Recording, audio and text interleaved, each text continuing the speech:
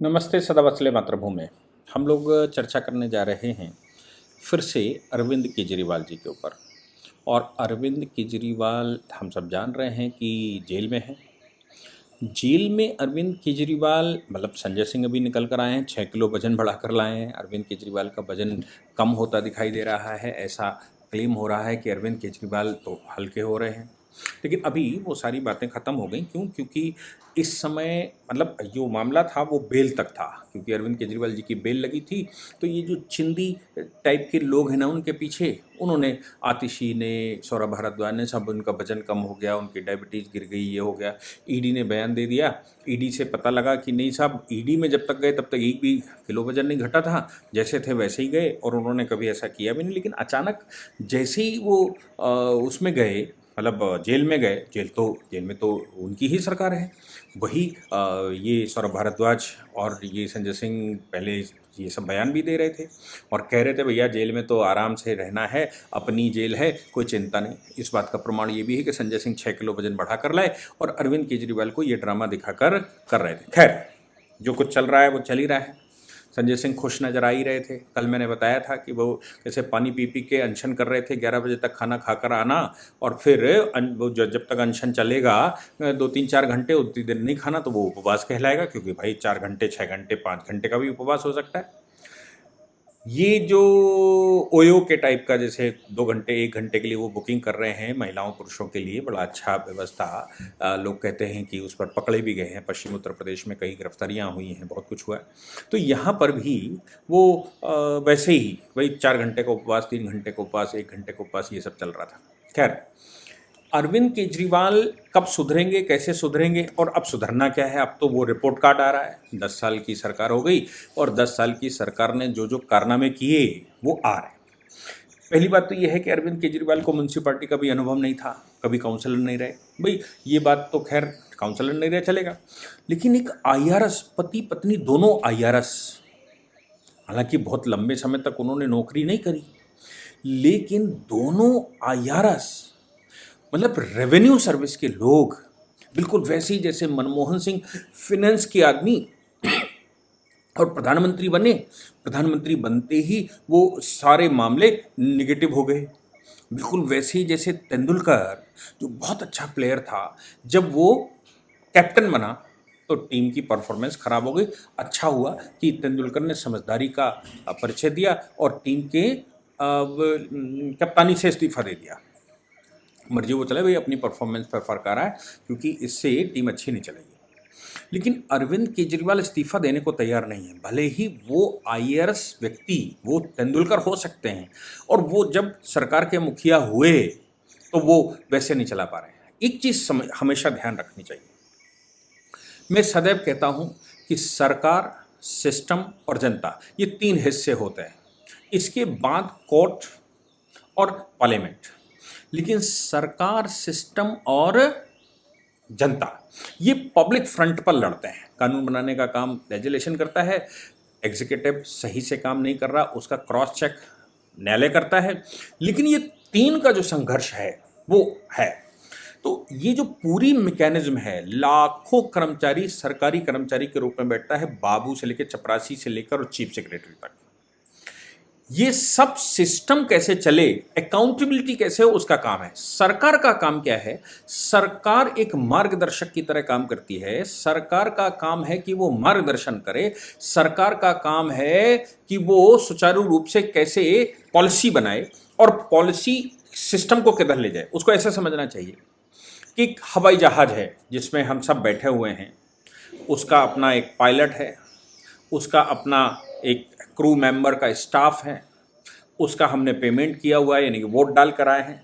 अब ये जो पायलट है ना, ये सरकार है, और ये जो जहाज है, हवाई जहाज है, ये सिस्टम है। सिस्टम जब सही बिल्कुल होगा, और उसकी मेंटेनेंस की जिम्मेदारी अलग है। सिस्टम को सही कर लीजिए, फिर ये पायलट उसको उड़ाकर वहां ले जाएगा जहां उसको ले जाना है, यानी कि वो गंतव्य तय करेगा, वो पॉलिसी बनाएगा कि हमने कितनी स्पीड में चलना, कितनी ऊंचाई पर चलना, और वो भी मैकेनिज्म उसको नीचे जमीन पर भी उससे कंपेटिबिलिटी बनानी पड़ेगी एयर ट्रैफिक कंट्रोलर से।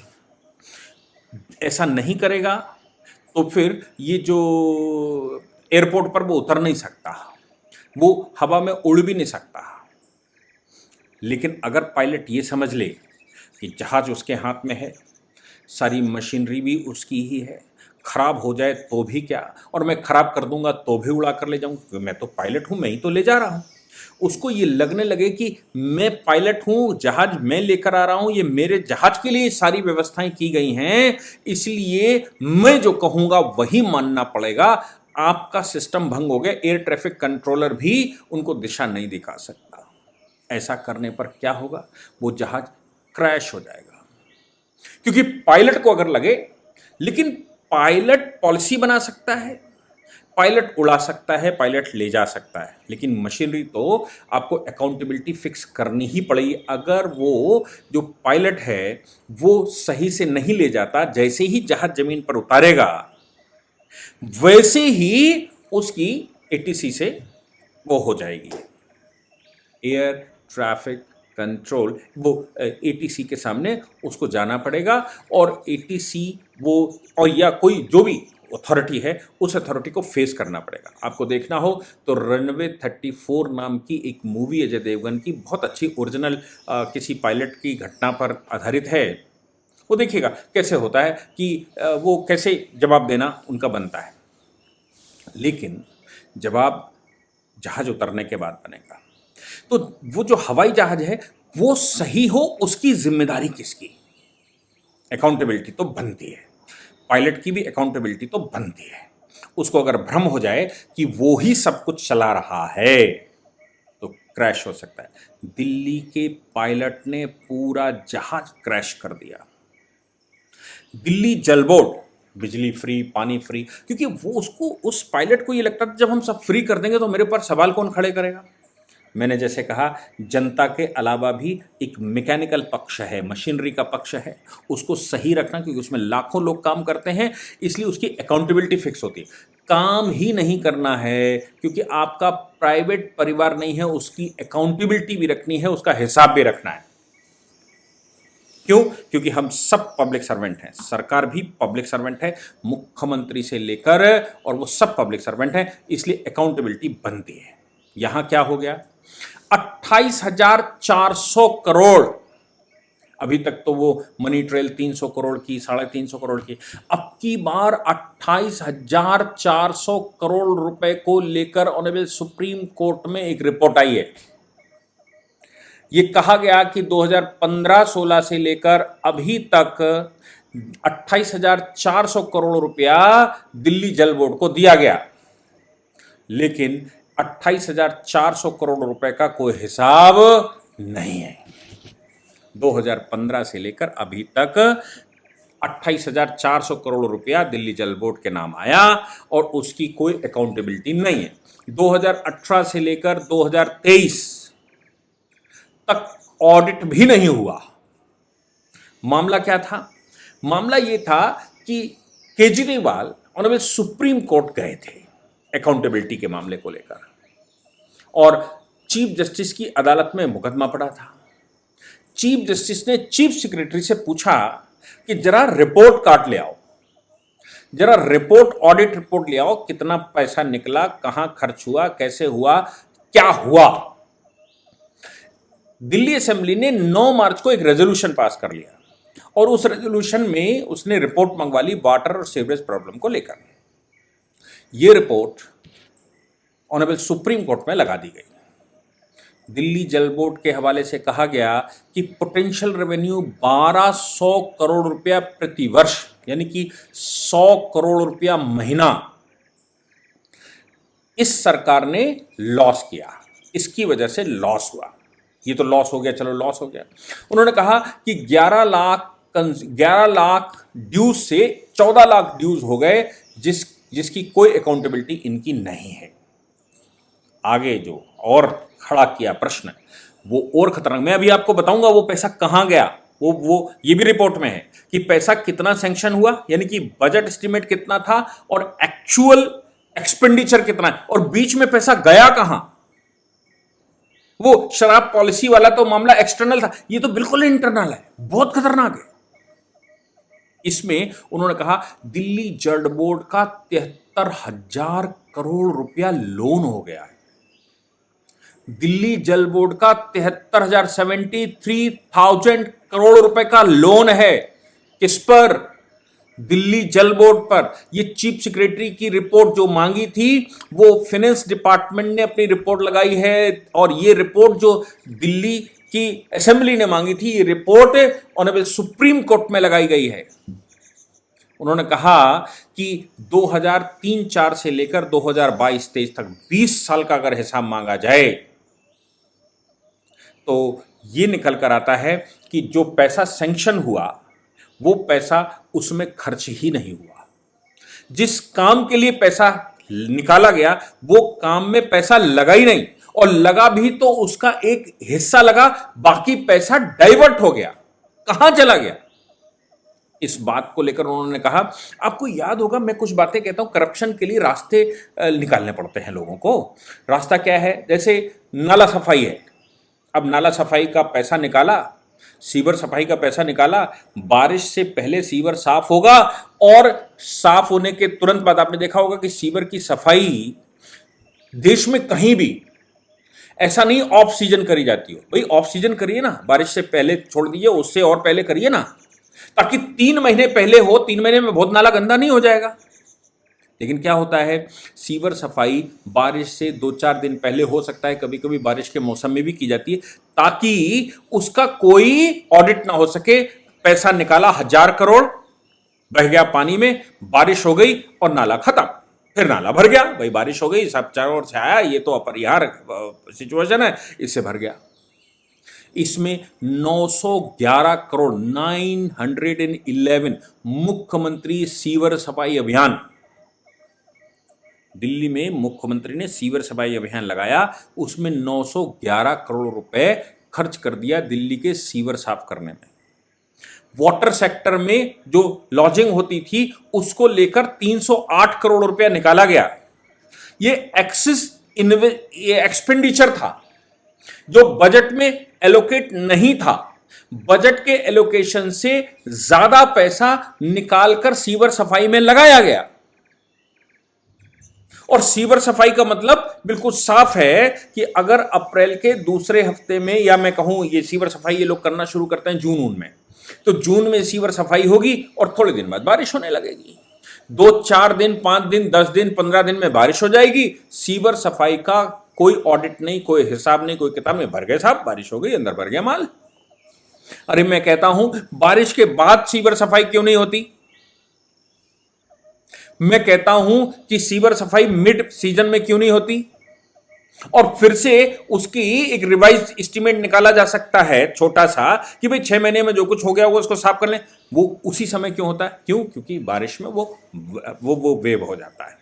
ऐसे ही जो नहरें होती हैं, नहरों की सफाई का पैसा निकाला जाता है, और नहरें जस्ट सफाई होती बारिश से पहले। अब उसके अलग अलग लॉजिक लोग दे सकते हैं, लेकिन दिल्ली मतलब ये सरकार कह रही है कि ये 2018-19 से लेकर 2022-23 तक इन्होंने ऑडिट नहीं किया, इनकम टैक्स में रिटर्न नहीं दाखिल किया। इसका परिणाम ये हो सकता है कि इनकम टैक्स की गाज भी दिल्ली जल बोर्ड पर पड़ सकती है और दिल्ली जल बोर्ड के एक्सपेंडिचर को बढ़ा सकती है, क्योंकि अभी इनकम टैक्स हिसाब मांगेगा। 5 साल का हिसाब इन्होंने दिया ही नहीं, तो कैसे होगा? बड़ी समस्या है। अब फाइनेंस डिपार्टमेंट का जो पूरा उन्होंने एलोकेशन किया, जो बताया, उसको समझिए। उन्होंने कहा कि बजट एस्टीमेट यानी कि बीई और एक्चुअल एक्सपेंडिचर यानी कि एई मतलब एक्चुअल में खर्च कितना हुआ और बजट में कितना निकाला गया, ये 2022-23 तक इसका हिसाब ले लीजिए। वो कहते हैं पीडब्ल्यूडी का बजट एक्सपेंडिचर जो था वो 7,098 करोड़ था, एक्चुअल में 4,300 करोड़ खर्च हुआ। 3,000 करोड़, पता नहीं। उन्होंने कहा कि जनरल एडमिनिस्ट्रेशन पर बजट 382 करोड़ का था, 115 करोड़ खर्च हुआ। 250 करोड़, पता नहीं। Directorate of planning and evaluation में 567 करोड़ रुपया था और खर्च केवल 15 करोड़ हुआ। 567। Directorate of planning and evaluation का बजट एस्टीमेट 567 करोड़ रुपया था और एक्चुअल एक्सपेंडिचर 15 करोड़ केवल। 550 करोड़ का घपला है। टेक्निकल एजुकेशन में बजट एलोकेशन 976 करोड़ और उसका एक्चुअल एक्सपेंडिचर 454 करोड़। 500 करोड़, 550 करोड़ का बीच में चक्कर है। हायर एजुकेशन पर बजट एस्टीमेट 741 करोड़ और खर्चा 491 करोड़। 250 करोड़ कहाँ गए? हेल्थ सर्विसेज, जिस पर दुनिया भर का प्रोपेगेंडा चलता है हेल्थ सर्विसेज के लिए और एजुकेशन के लिए। आप सोचिए कि एजुकेशन को लेकर, टेक्निकल एजुकेशन को लेकर 1000 करोड़, 976 करोड़ रुपया एस्टीमेट बनाया गया और खर्च केवल 454 करोड़ रुपया। 500, 550 करोड़ रुपया एजुकेशन जो चिल्लाते घूमते हैं वो डाइवर्ट हो गया। जो वो ये जो हेल्थ सर्विसेज की बात करते हैं, वो हेल्थ सर्विसेज में 3141 करोड़ रुपया का एस्टीमेट बना और 2179 करोड़ रुपया का खर्चा आया। आप सोचिए कि ये 1000 करोड़ रुपया बीच में। SC, ST, OBC 250 करोड़ का एस्टीमेट, 87 करोड़ रुपया खर्च, 350 करोड़ कहां चला गया। इरिगेशन में फ्लड कंट्रोल के लिए 565 करोड़ रुपया खर्च हुआ, 283 करोड़ रुपया। ये दिल्ली के चीफ सेक्रेटरी ने ऑनरेबल सुप्रीम कोर्ट में जो फिनेंस डिपार्टमेंट की रिपोर्ट है कि पैसा किस मद में निकाला गया और पैसा कहां चला गया, इसका अभी कोई ऑडिट नहीं हो पा रहा है, कोई हिसाब नहीं हो पा रहा है। 28,400 करोड़ रुपए का हिसाब नहीं है। 73,000 करोड़ रुपया दिल्ली जल बोर्ड पर टैक्स लोन हो गया, जिसका ब्याज दिल्ली जल बोर्ड देता है। इनकम टैक्स में बिना ऑडिट के रिपोर्ट लग नहीं सकती। पिछले 5 साल से ऑडिट ही नहीं हुआ है दिल्ली जल बोर्ड का। और ये तमाम डिपार्टमेंट जो मैं बता रहा हूं, इसी रिपोर्ट में तमाम डिपार्टमेंट, इसकी रिपोर्ट लगी है कि पीडब्ल्यूडी का 300 करोड़ गायब हो गया, कहां चला गया, कहीं और चला गया। जनरल एडमिनिस्ट्रेशन का 200 करोड़, 250 करोड़ रुपया कहां चला गया। सवाल ये आता है कि प्लानिंग इवेल्युएशन का पैसा कहां चला गया। अब सोचो, 567 करोड़ रुपए का एलोकेशन और 15 करोड़ रुपया खर्च। टेक्निकल टीचिंग में 976 करोड़ रुपए का एस्टीमेट और 454 करोड़ रुपए का खर्च। ये मैंने आपको सूची बताई। ये ऑनरेबल सुप्रीम कोर्ट में जो दिल्ली की जनरल एडमिनिस्ट्रेशन यानी कि चीफ सेक्रेटरी की रिपोर्ट है, वो लगाई गई। अब आप सोचिए कि ये जब खुलकर सामने आएंगे घोटाले, पैसा ढूंढा जा रहा है कि आखिर ये पैसा गया कहां, कौन से मद में खर्च हुआ। ऑडिट आपने करवाया नहीं, रिपोर्ट आपने लगाई नहीं, बताया आपने है नहीं, ये पैसा कहां चला गया। अब तक का दिल्ली सरकार का सबसे बड़ा रिपोर्ट कार्ड, जिसको लेकर दिल्ली की असेंबली ने वो करवाया था, रिपोर्ट बनवाई थी, वो रिपोर्ट दिल्ली की मिशनरी ने बनाई है। फंड डाइवर्जन, फंड का मिसयूज, फंड का ऑडिट ना होना, फंड का अपने हिसाब से, जे इस पॉकेट में रख लो, चाहे इस पॉकेट में रख लो और बटुआ देख लो खाली। अरे भैया, जहां ये जो एडमिनिस्ट्रेशन चलता है, ये अगर एक व्यक्ति के आधार पर चलता, अपने पिताजी की प्रॉपर्टी मानकर, वो कहते हैं मैं दिल्ली का वो हूं। आप सोचिए, मैं दिल्ली का मालिक हूं। ये मालिक अपने हिसाब से खर्च करेगा क्या? ये मालिक हिसाब नहीं देगा क्या? ये मालिक कुछ भी करता घूमेगा क्या? ये एलजी को भी हिसाब नहीं देगा, ये एडमिनिस्ट्रेशन को हिसाब नहीं देगा, ये ऑडिट भी नहीं करवाएगा, ये 73 हजार करोड़ रुपए के लोन लगाकर काम करेगा। तो आप सोचिए कि अरविंद केजरीवाल के ऊपर कितनी बड़ी गाज इस रिपोर्ट से गिरने वाली है। ये रिपोर्ट एक बड़े प्रतिष्ठित न्यूज़पेपर में, टाइम्स ऑफ इंडिया में छपी है। मैं उसका लिंक इसमें प्रोवाइड करूंगा उनके सौजन्य से। ये रिपोर्ट मुझे ओरिजिनल, बहुत बड़ी रिपोर्ट होगी, नहीं मिल पाई क्योंकि वो कॉन्फिडेंशियल रहती है, लेकिन जो कोर्ट में दिया होगा वो उसका short form times of India ने छापा है। क्या करें केजरीवाल का, इनको प्रधानमंत्री अगर बना दिया जाए तो ये क्या करेंगे? क्या ये मुख्यमंत्री छोड़ दिए सभासद बनने लायक हैं?